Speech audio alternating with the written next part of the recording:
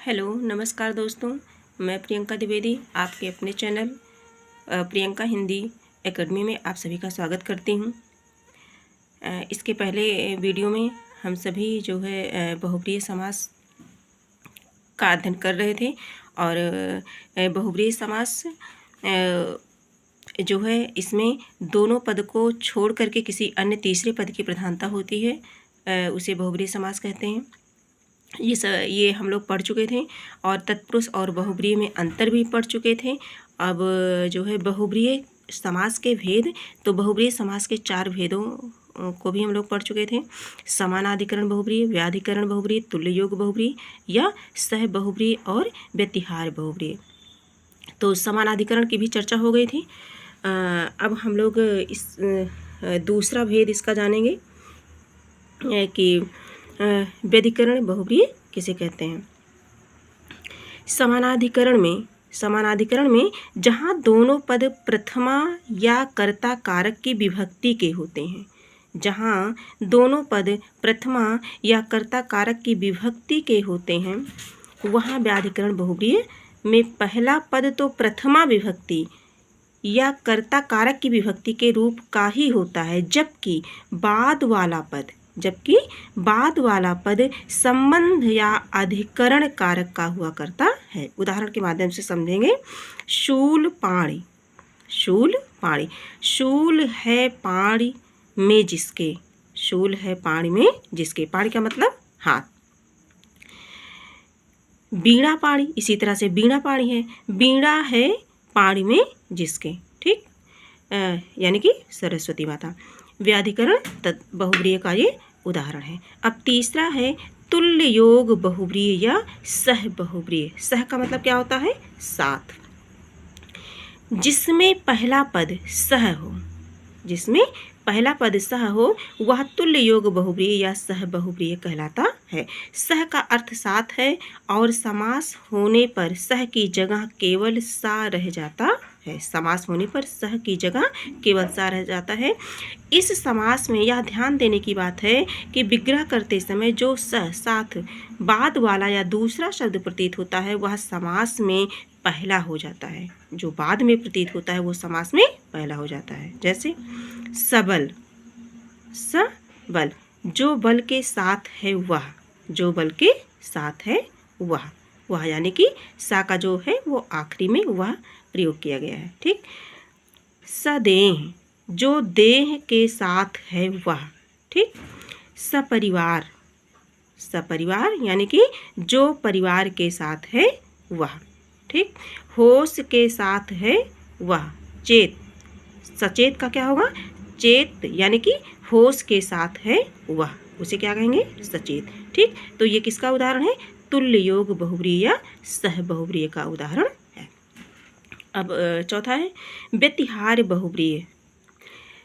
जिससे घात प्रतिघात सूचित हो, उसे व्यतिहार बहुब्रीहि कहा जाता है।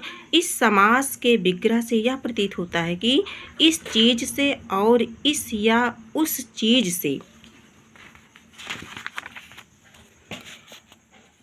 जो लड़ाई हुई, उदाहरण के तौर पे मुक्के मुक्के से जो लड़ाई हुई, अर्थात मुक्का मुक्की। कौन सा समास है इसमें? बहुब्रीहि समास है। घूसे घूसे से जो लड़ाई हुई, अर्थात घूसा घूसी। बातों बातों से जो लड़ाई हुई, बाता बाती। इसी प्रकार खींचा तानी, कहा सुनी, मारा मारी, डंडा डंडी, लाठा लाठी, ये इन सब में कौन सा समास है? बहुब्रीहि समास है। इन 4 प्रमुख जातियों के बहुब्रीहि समास के अतिरिक्त इस समास का एक प्रकार और भी है, जिसे प्रादि बहुब्रीहि कहते हैं। अब ये भी समझ लेते हैं कि प्रादि बहुब्रीहि समास क्या है। जिस बहुब्रीहि समास का पूर्व पद उपसर्ग हो वह प्रादि बहुब्रीहि कहलाता है। पहला पद क्या है? उपसर्ग हो। 2 पद होते हैं, पूर्व पद और उत्तर पद। तो पूर्व पद जो पहला पद है वो क्या है? उपसर्ग हो, उसे क्या कहते हैं? प्रादि बहुब्रीहि समास कहते हैं। जैसे कुत्सित है रूप जिसका, अर्थात कुरूप। कु क्या है? उपसर्ग है। बेरहम, बे क्या है? उपसर्ग है। रहम नहीं है रहम जिसमें, उसे क्या कहते हैं? बेरहम। और बताया गया है कि प्रादि बहुब्रीहि समास में पूर्व पद क्या होता है? उपसर्ग होते हैं। निर्जन, नहीं है जन जहाँ, अर्थात जहाँ कोई नहीं रहता वहाँ वो क्या होता है, स्थान निर्जन होता है। तो नहीं है जन जहाँ अर्थात निर्जन। ठीक, इस प्रकार इसे प्रादि बहुव्रीहि समास कहते हैं, जिसका पूर्व पद उपसर्ग वाला होता है, जैसे कुरूप, बेरहम, निर्जन इत्यादि। आगे कुछ समझने योग्य बातें हैं। तत्पुरुष के भेदों में भी प्रादि एक भेद है, किंतु उसके दोनों पदों का विग्रह विशेषण विशेष पदों की तरह होगा, ना कि बहुव्रीहि के ढंग पर अन्य पद की प्रधानता की तरह। जैसे अतिवृष्टि, अतिवृष्टि प्रादि तत्पुरुष का ये उदाहरण है। दृष्टव्य, बहुव्रीहि के समस्त पदों में दूसरा पद धर्म या धनु हो तो वह आकारांत हो जाता है। आकारांत यानी कि जिस शब्द के अंत में आ हो। जैसे प्रिय है धर्म जिसका, प्रिय धर्मा, अंत में क्या है, आ है। सुंदर है धर्म जिसका, सुधर्मा, इसमें भी अंत में क्या है, आकारांत आ है।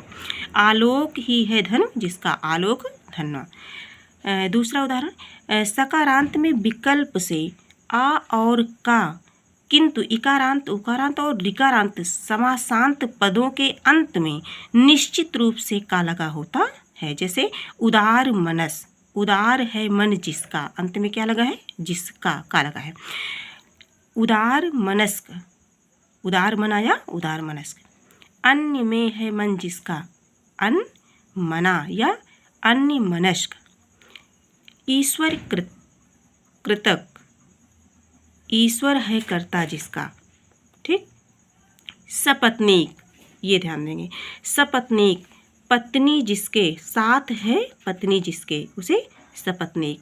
विपत्नीक बिना है पत्नी के जो, उसे विपत्नीक। ठीक,